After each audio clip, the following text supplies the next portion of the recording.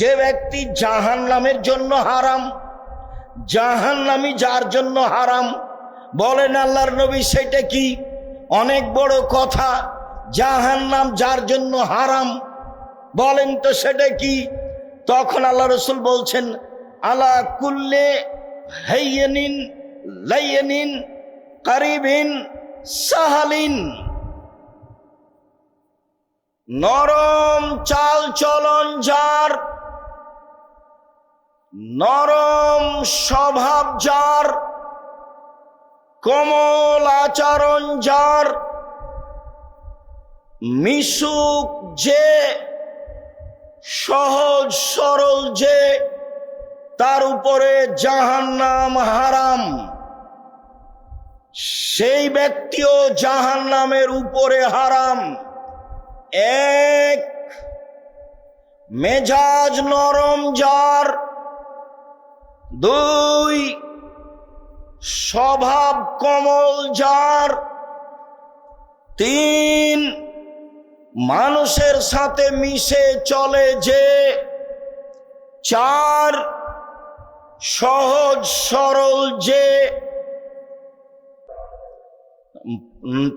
মোমেন পুরুষ নারী হয় ভদ্র বিনয়ী নম্র আচরণের, অল ফাজর খিবুল লাইম, পাপাচার, বদ অহংকারী বদমেজাজি হয়, রূঢ় আচরণের, খারাপ আচরণের, দুশ্চরিত্রের। এই হলো মোমেন আর এই হলো ফাজের। ধূর্ত যে, সেই হচ্ছে পাপাচার। কখনো ধূর্ত হবেন না, চালাক হবেন না, বুদ্ধিমান হবেন। মানুষ যেন আপনাকে বুদ্ধিমান মনে করে, চালাক মনে না করে। সব সময় মানুষের ক্ষতিতে থাকিয়েন না, নইলে মানুষ মনে করবে আপনি চালাক। সব সময় মানুষের উপকারে থাকিয়েন, তাহলে মানুষ আপনাকে বলবে বুদ্ধিমান। বুদ্ধিমান হওয়ার চেষ্টা করিয়েন, ধূর্ত হওয়ার চেষ্টা করিয়েন না।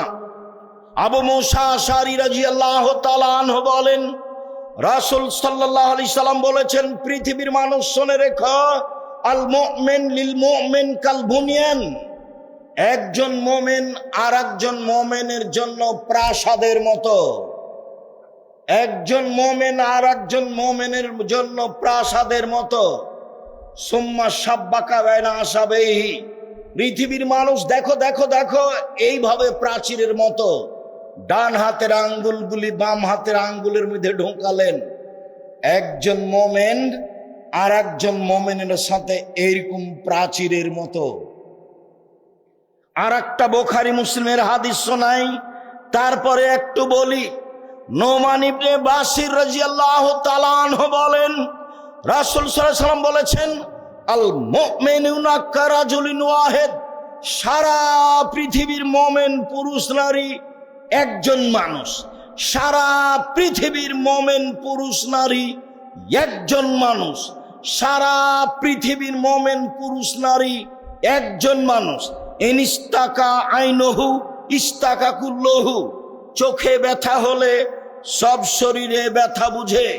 অনিস্তাকা রাসহু, মাথায় ব্যথা হলে সম্পূর্ণ শরীরে ব্যথা বুঝে। বুখারী মুসলিম। মানে আমি বিপদে পড়লে আপনি খোঁজ নিবেন, ভাইজান কি হয়েছে, কি করতে পারি, অ্যাম্বুলেন্স নিয়ে আসবো, ডাক্তার ডেকে নিয়ে আসবো, টাকা পয়সা লাগবে।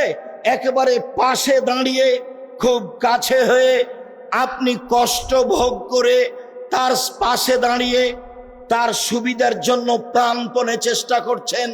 তার মানে হলো একজন মানুষ। যখন আপনি দেখলেন শত্রু বিপদে পড়েছে, তখন আপনি বললেন ঠিক হয়েছে। বিশ্বাস করেন আপনি তাহাজ্জুদ পড়ে মুমিন নন। রাসূল সাল্লাল্লাহু আলাইহি ওয়াসাল্লাম না করে দিয়েছে।